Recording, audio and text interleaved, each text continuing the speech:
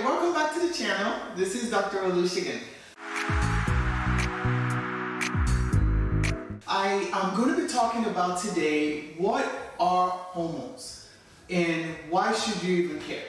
Okay, so I'm going to walk you through this like you and I are in the consultation room and I just brought up this topic that you need a hormone and you're wondering what is that. Okay, so that's what I'm going to be talking about today. What is it? Why do we need it? What does it do? Should I take it? Should I not take it? All that, okay? So hang out with me till the end, okay? If you've not yet subscribed to this channel, do so right now because you don't want to miss this very important topic, okay?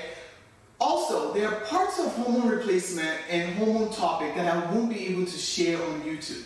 Conspiracy theories, whatever, okay? Stuff that we can't talk about here, but I talk about those things in my private, special, VIP, free group, okay? The link is in the description section below. Make sure you join that because every week I go into that group and I share some things that, you know, we can't talk about on YouTube.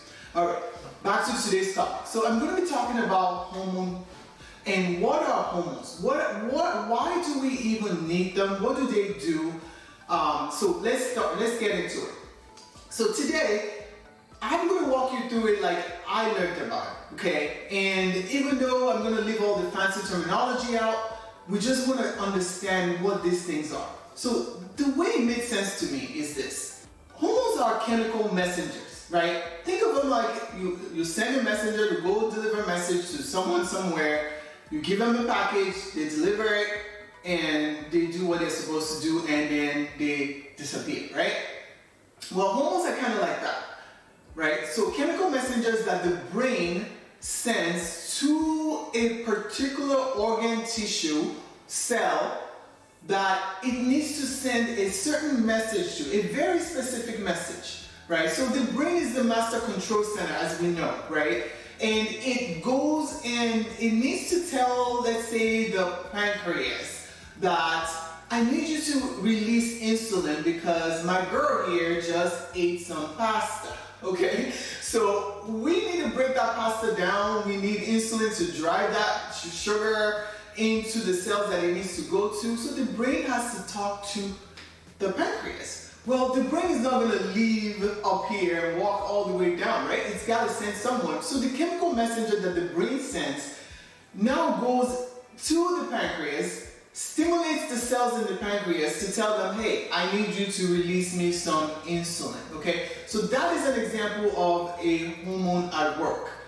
Another example, and the one we're going to be talking a lot about, especially around this topic of hormone replacement, is the hormones that the brain releases to talk to your ovaries if you're a female or your testes if you're a male, okay? So what is that? Well, there's two particular ones that we're very interested in. One is called follicle stimulating hormone, or we simply just say FSH, okay? FSH is one of the hormones or chemical messenger, okay, that the brain releases to tell the ovaries or the testes to release estrogen, for example, okay? So once estrogen is released, now that estrogen and some of it will go back to the brain and let the brain know that it's been released.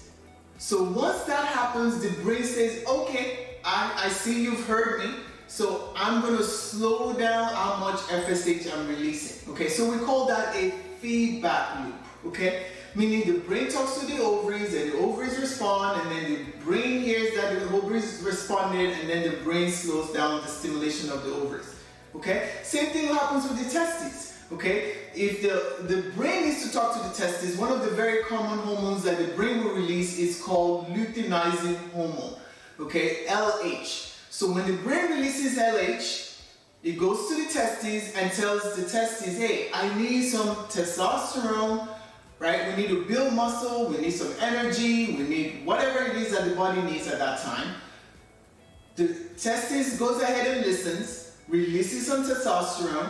Now some of that testosterone goes back, feeds back to the brain to let the brain know, I heard you, Okay, now the brain's like, okay, well, now that the testes has heard me, I can now lower how much LH I'm releasing. Okay, so the chemical messengers go do the job, the brain hears that they heard, and then the feedback continues. Okay, so hopefully that makes sense. Just think of hormones as chemical messengers. It will make it so much simpler. You really won't be confused about this topic anymore. So hopefully that helps you understand why these are very important in our body, right?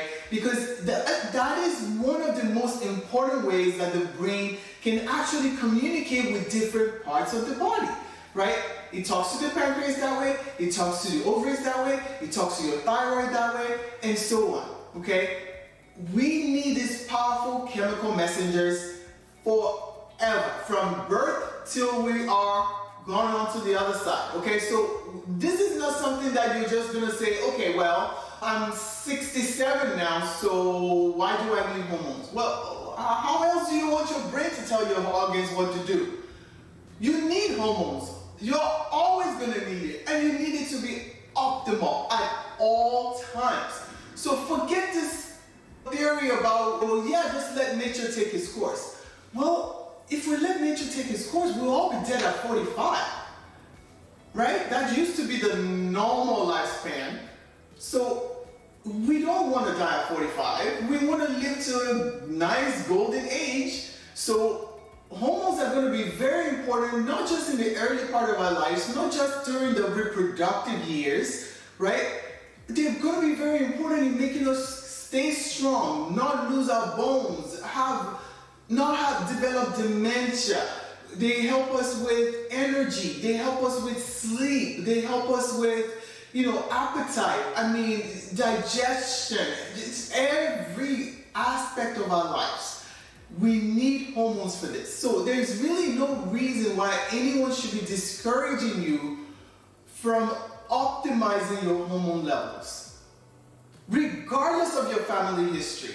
Because I've heard patients ask me, well, I was told that, because cancer runs in our family, I should just completely stay away from hormones and not do anything with it and run away from it. Well, if that was true, why isn't teenagers the group of people with the highest amount of cancers? Because they have the highest amount of hormones that we know of, right? That they go through the surge, and their hormone levels go through the roof, right? Why are they the group of people with the highest amount of cancers if hormones truly is the cause of cancer? So let's think about that, because that is one question I usually throw back at my patients to make them go, that is interesting, isn't it? That the group that has the most hormones in their body have the lowest cancer risk. Think about that one. Join me on the next video. If you've not yet subscribed, do so right now. You don't want to miss this.